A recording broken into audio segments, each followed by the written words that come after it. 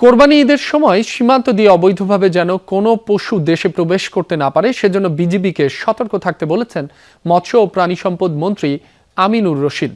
দুপুরে সাভারে বাংলাদেশ প্রাণী সম্পদ গবেষণা ইনস্টিটিউটে এক মতবিনিময় সভায় এসব কথা বলেন তিনি।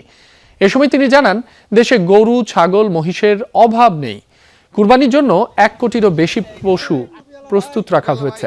তাই অবৈধভাবে পশু প্রবেশ ঠেকাতে বিজিবিকে সতর্ক থাকতে বলেন।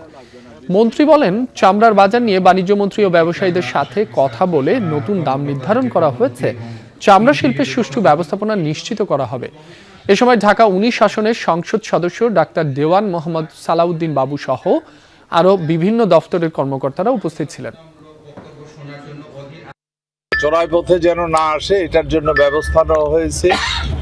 বিজেপি থেকে শুরু করে এলাকার বর্ডার জোনের জনগণকেও সচেতন করা হয়েছে যেন না আসতে পারে। আমাদের গরু, ছাগল, ভেড়া, মহিষ সবকিছু মিলে 1 কোটি প্লাস কোরবানির জন্য রেডি করা।